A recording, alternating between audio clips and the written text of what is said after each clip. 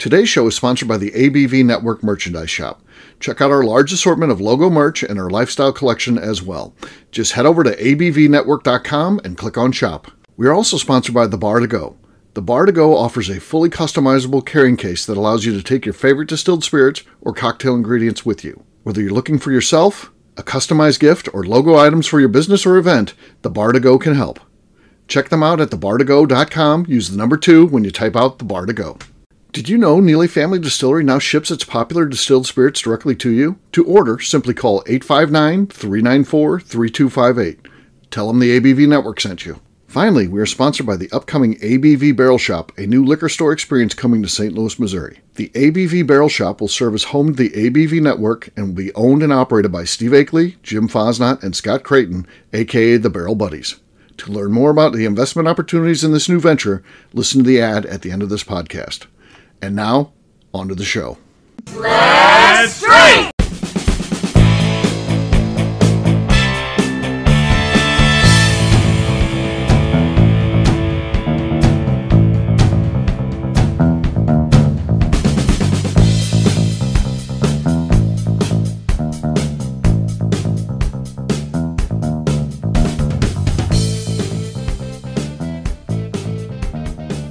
Welcome to the Bourbon Daily, the podcast about everything bourbon delivered to you every day of the week.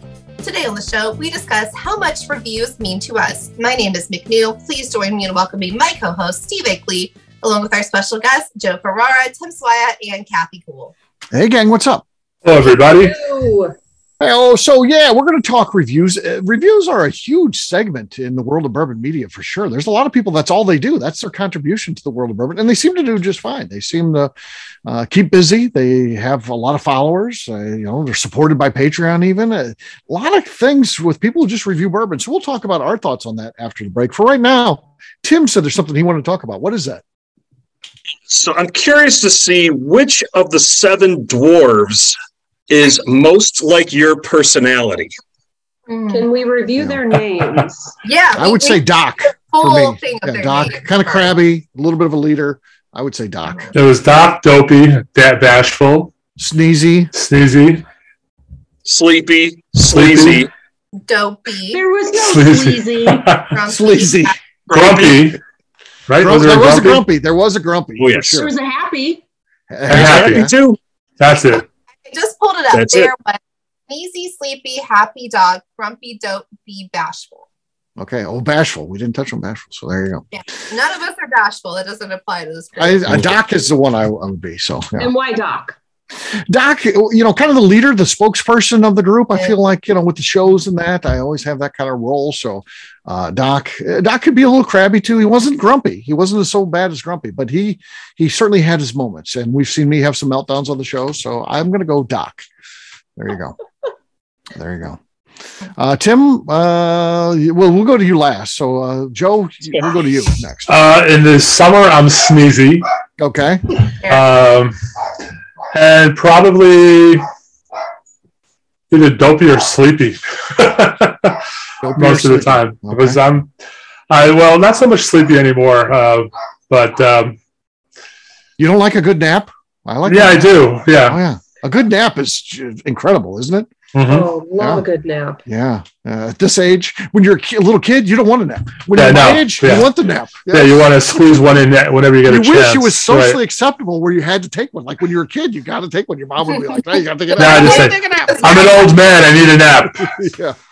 All right, Kathy, how about you? Which of them is most like you? Not bashful. No. I don't know.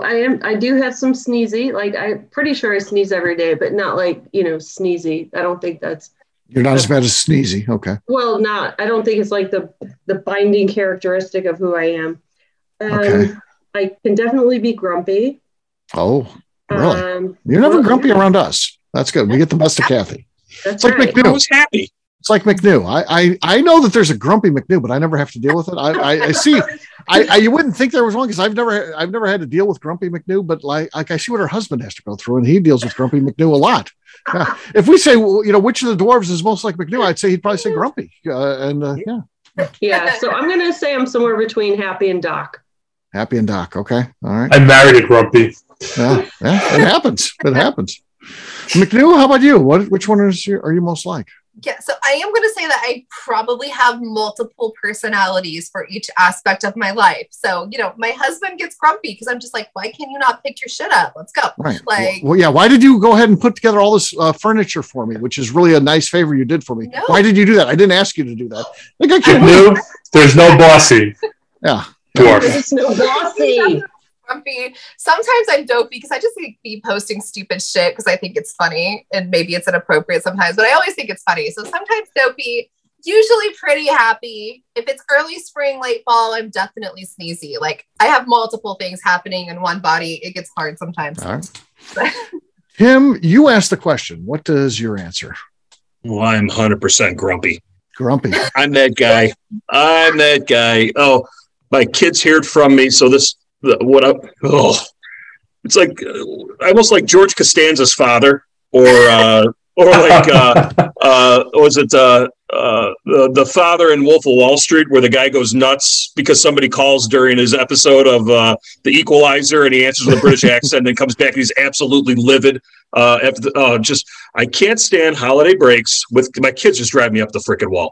They won't pick up their laundry. They won't do this, that, or the other. We spend this long weekend cleaning up their rooms and finding all a bunch of crap so we can kind of reset and deal with it. And they're 16 and 11. I shouldn't be doing this. I'm enabling them. But I just can't say anymore. They waited long enough for dad just to go off the handle, and then dad'll be fine. And then he'll feel bad about it. He'll apologize for doing it. And then they'll go back to doing what they're doing. So I'm like, totally. I guess maybe they actually may be more dopey more than anything when I talk about it. That's why I picked it. Yeah.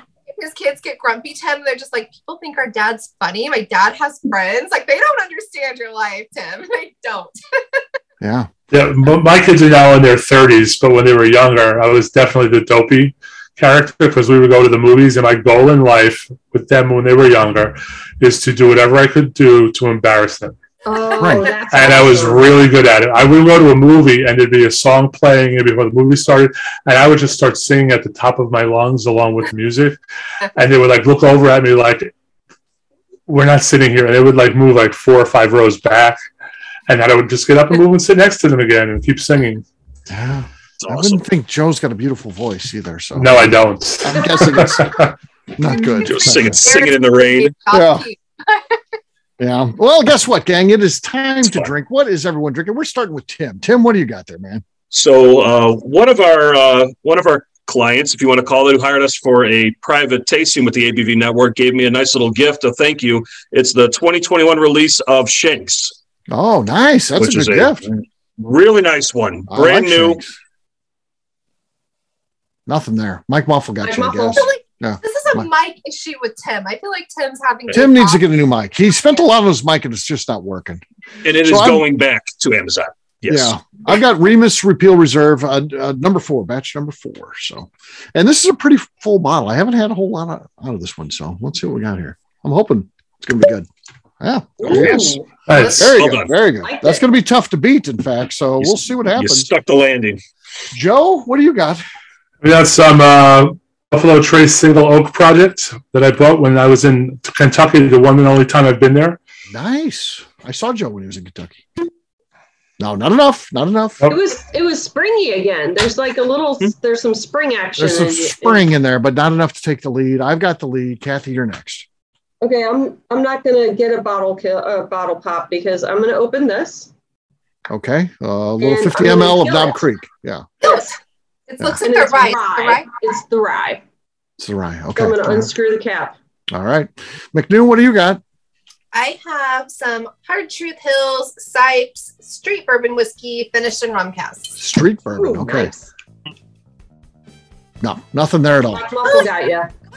I do. That was Mike Muffle. Mike Muffle is he's looming large today. Mike Muffle so, is a dick. yeah. He is a dick. I wouldn't say so. It gave me victory. So cheers to Mike Muffle. Cheers. Cheers.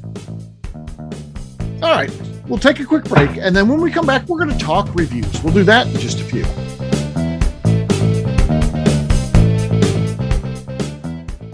Hello, this is Steve Akeley of the ABV Network. Let's talk about the people who make this show happen. First up is Leatherwood Distillery in Pleasant View, Tennessee. Company founder Andy Lang started distilling as a hobby while serving his country as an elite Green Beret. Andy distilled all over the world during his time in the military and brought this passion back to him in the U.S. when he returned home. A visit to Leatherwood combines Andy Lang's unique distilled spirits and a museum of artifacts from his time serving the U.S. Share a drink with a fallen soldier at their bar where you can grab an acrylic bio off the wall that celebrates the individuals who gave the ultimate sacrifice to protect his or her country. They will also ship their distilled spirits directly to you, so check them out at leatherwooddistillery.com. We are also sponsored by Moonshine University.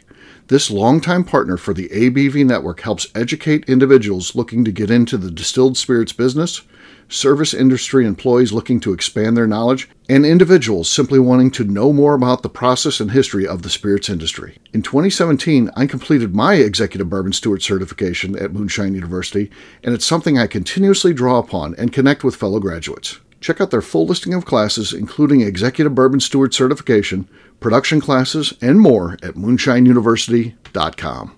Okay, let's talk about Neely Family Distillery. In 2018, I met Royce Neely at an industry event. He started appearing on our shows, and we became friends during my frequent visits to Kentucky. Today, he's leading the way for young distillers making their mark on the bourbon industry. A visit to Neely Family Distillery combines family history, a look at what makes their products unique, and of course a tasting through their whiskeys, moonshines, and creams. Check them out at neelyfamilydistillery.com and visit them in Sparta, Kentucky. All right, back to the show.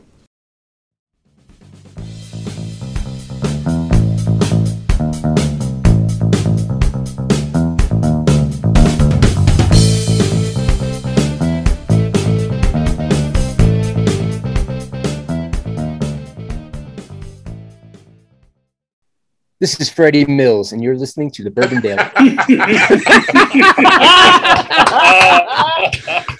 Welcome back to the Bourbon Daily. Today we're talking about what do reviews mean to you? Come back. That's exactly how I would have worded it. So yes, perfect. What do reviews mean to you guys? How important is reading a review and before you buy? Kathy, let's start with you. So if it's something I've never had, Yes. I appreciate a review. I like to read the tasting notes mostly because I know which tasting notes I like. And if it's something I've never had and no one's talked about it, then I'll read a review. Okay.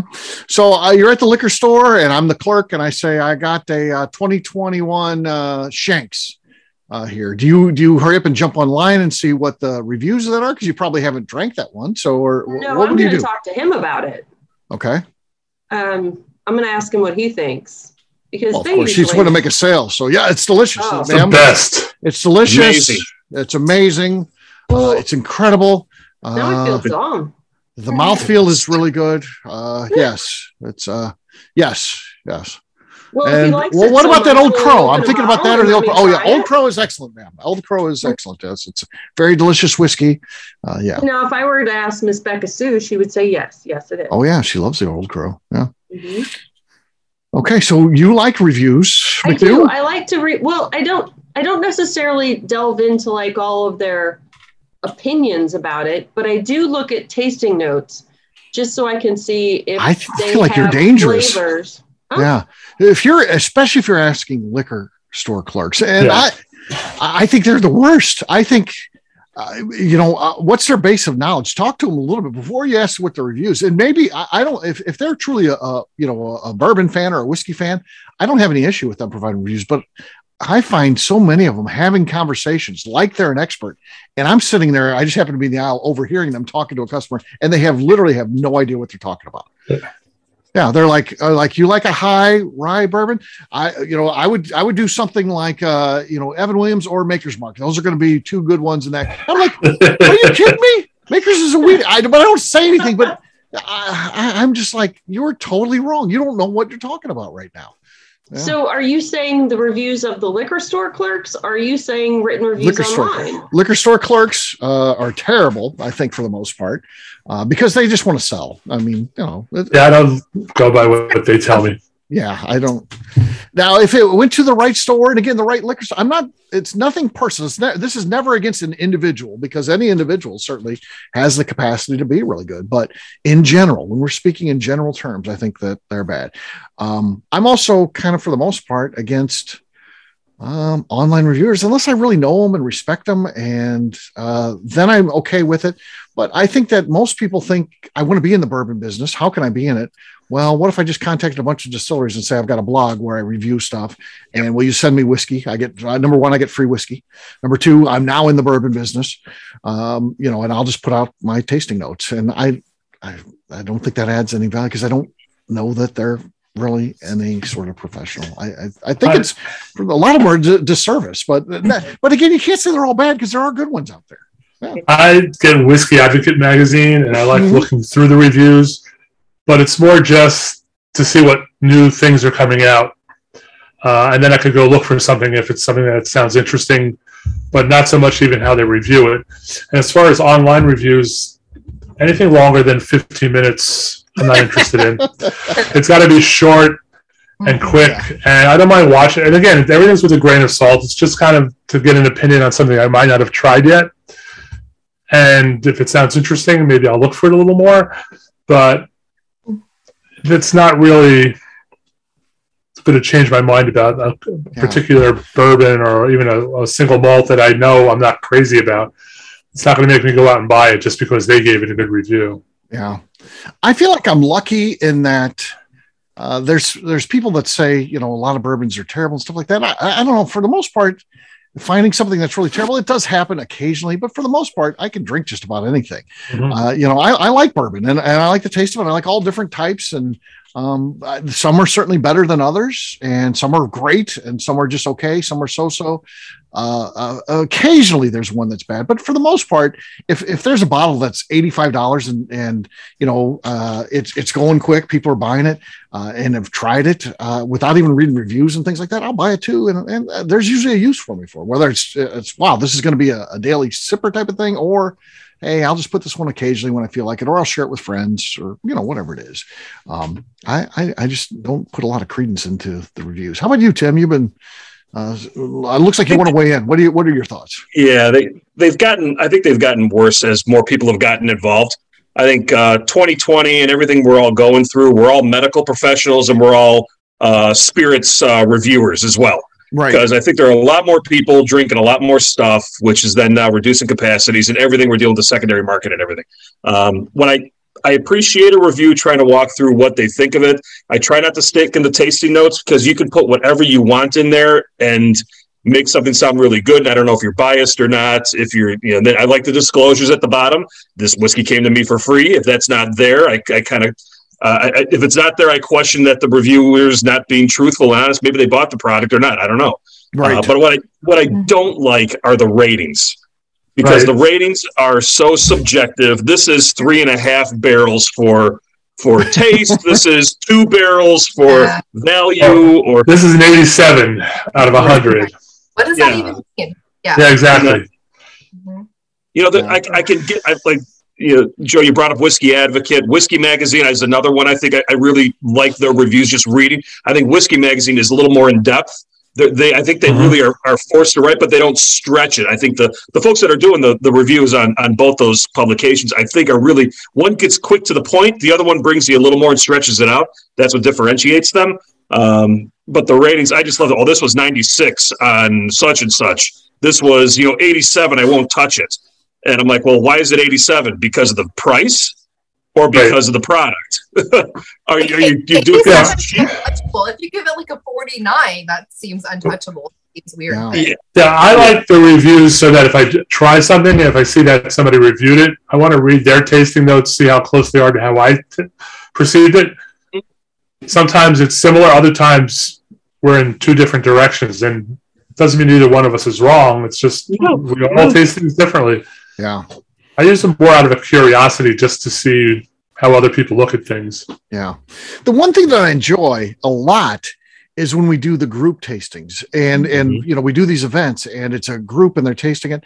And I get it, by someone throwing out a tasting note, there can be that power of persuasion that maybe, suddenly in my mind, I find it, but I love the fact when someone throws out something I wasn't anticipating and then I taste it and find it. It doesn't always happen. So I don't think it's always automatic that someone says something that plants into the senior. The suggestion. Yeah. And maybe that happens sometimes, but not every time, because sometimes I'll taste be like, I don't get that, but there's other times when someone finds something and then I taste again, I'm like, yeah, that is there, or wow, that is really there, and I just somehow missed it at first. So yeah, like with our tastings, the ones that I've been on with Justine, like she'll say something and I won't get it at first, but we'll come back around like second round and I'm like, oh, she was right, that's there. So I would love tasting notes from our very own Justine Mays. I wish Justine would do some of that stuff. She's not into the writing and all. Justine not a lot of people that I like. So Justine is really good at that stuff, and we've seen that in that blending competition that we've done. She is. Yeah, I think she has a great palate. I don't think she knows that she does. She doesn't have the confidence in what she's doing, but I think that's building a little bit because she's seen how she's done in the contest and all that stuff. Like, yes, that's what I got, but I didn't know the words. She does know the words. And she has the confidence to at least throw it out there during the group tastings, which is something she didn't always have. So that's certainly gotten better. Yeah, so. I know sometimes with me on Instagram, I'll put what I get out of whiskey that I'm trying, but I never rate it. It's just, this is what I get from it, and I really enjoyed it, or it was mediocre or whatever. But a lot of times, if it's something I don't like, I don't bother even posting it. One of my favorite reviewers, I don't like the ratings either because it is so subjective.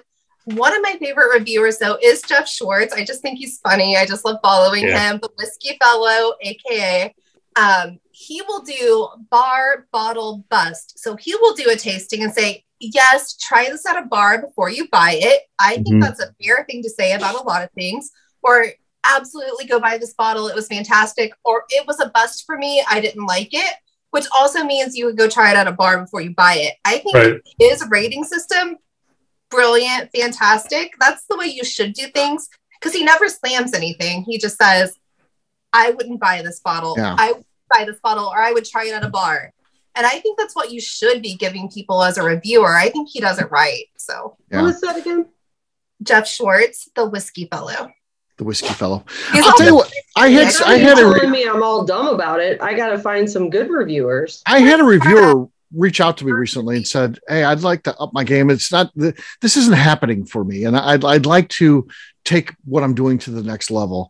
And I gave him some critical feedback, and I think I got him mad because I think most people when they ask you for feedback, they want to say you're doing everything right, keep doing what you're doing, and they don't want to hear that. But one of his things was like a 10-point scale, and like number 9 was it's terrible, and number 10 no redeeming qualities, threw it down the drain.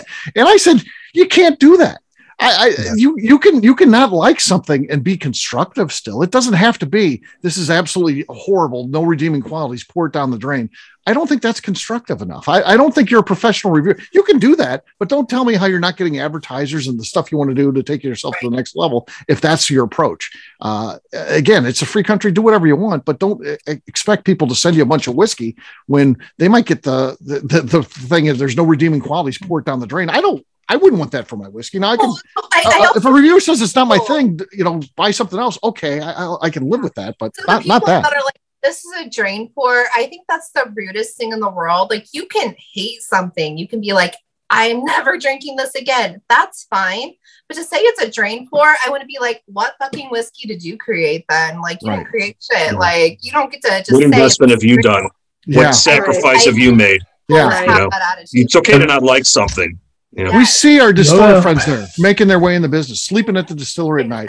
Early on, they don't have anybody else; it's just them. They got a couch set up so they can sleep. So they can go back to the still as they need to adjust it. And it's a tough business to then tell them there's no redeeming qualities here.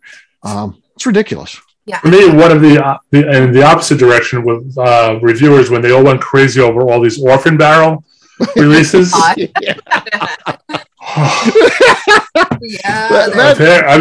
bought one of them. It was like a 20-year-old, and I think I've taken 2 drams out of it, and it's still sitting there. I give it to people when they come over. They want to try something that's expensive. Yeah, there's an Orphan Barrel. There's an Orphan Barrel, but there was one basically full, as we note there. There was one called I think Laughing Horse or something Horse. I don't remember the exact name. Gifted Horse. Yeah, that is a drain pour as far as I'm concerned. That is probably where I've had $10 bourbons that were better. No, I've tried. It ruins the cocktail. It was the cocktail. It gives me everything but that whiskey now. Yeah, it was one of the. It was really. I've never had anything that. It almost didn't even taste like bourbon. Yeah. It's funny you mentioned that. Phil sent me over a note today. He's like, I got an idea for a show. Let's do a bracket challenge of the worst orphan barrel. there's some great ones there. Yeah, there's a lot of competition for the worst. Yeah.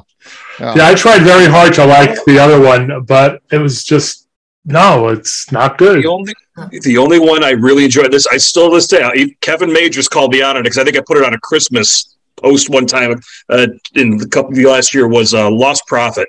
That 23-year-old one was perfect oaked and everything. I really enjoyed that one. That one actually stretched and bought a bottle of that when I found it, when I grabbed it. And I've got a little bit left and that's it. But yeah, you're right. I love this. I will say though. Go ahead, Tim. Sorry. No, I was going to say the Steve, your events, the flagship whiskey events by far are the ones that taste everything. Granted, everything's there in front of you, so you know what you're tasting to be able to try all these different things. Then you get the Mr. Bill scale of it's okay or I like it. There's a whole other story about that. At Amazon at the ABV Network. Yes, yeah, check it out. We have that T-shirt. Yeah. So yeah, Mr. Bill scale.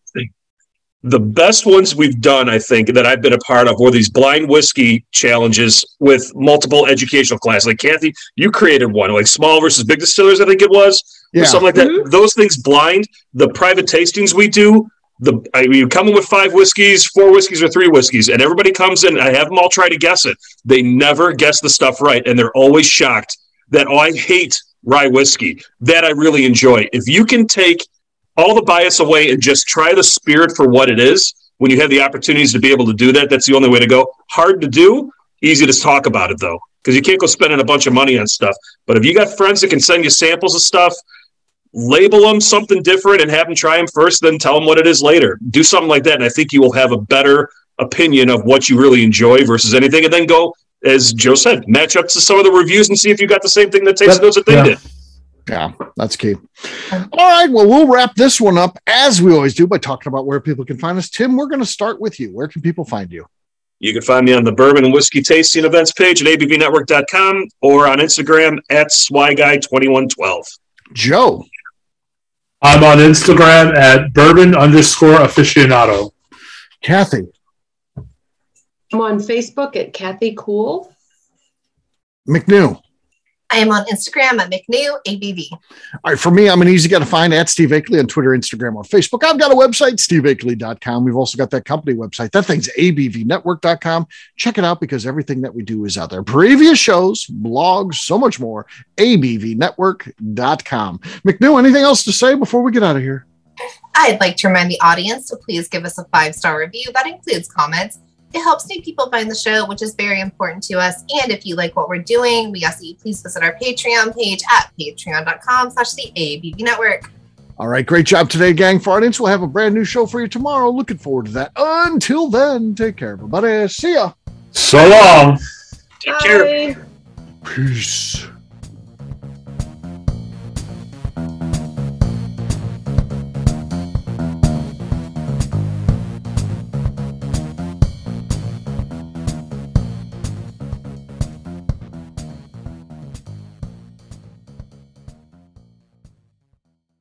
Before we finish the show, let's talk about some great companies that support the ABV network. First up is Moonshine Still Pro. Moonshine Still Pro has a full line of products to help the home distiller. Whether you want to experiment on the stove in your kitchen or you're looking for a bigger setup in your backyard, owner Russell Creed and his team can help. They have multiple still offerings, accessories, and even grain from their partners at Goldstone Mill to assist you in making whiskey on par with your favorite distillery. They can also help you with some fabricated parts you probably can't make yourself if you are attempting a DIY still project. Learn more or order your still or parts at moonshinestillpro.com. Another friend of ours is the Goldstein family at Goldstone Mill. The Goldsteins offer a variety of heritage and heirloom grains to make the finest whiskeys in the world. Plus, they are more than just a grain company. They are truly consultants to make sure the grains they are providing to you or your business meet your highest expectations. Additionally, they work with mills around the country, ensuring shipping is as low as possible for their customers. If you're a distillery, brewery, or even doing this at home, Goldstone can assist you. Check them out at goldstonemill.com, call them at 217-254-6613, or check in via email at hello@goldstonemill.com. Last but not least, at the top of the show, I mentioned investment opportunities at the new liquor store concept, the ABV Barrel Shop, being launched in 2022 by myself, Jim Fosnot, and Scott Creighton. We are crowdfunding some of the capital needed to open the store. Not only does it offer a return on your investment, but a lifetime of status and benefits at the store. Of course, this investment is a loan and involves a high degree of risk, which may not be suitable for all persons. Prospective investors should carefully evaluate the risk and merits of an investment, should confer with their own legal and financial advisors, and should be able to bear the risk of the loss of their investment before considering the investment described herein. If you would like more information, contact us via the under construction website at abvbarrelshop.com and fill out the form. The Bourbon Daily is part of the ABV Network. For more information or to become a sponsor, please visit abvnetwork.com. Thanks for listening, and cheers. This has been a Steve Akeley production.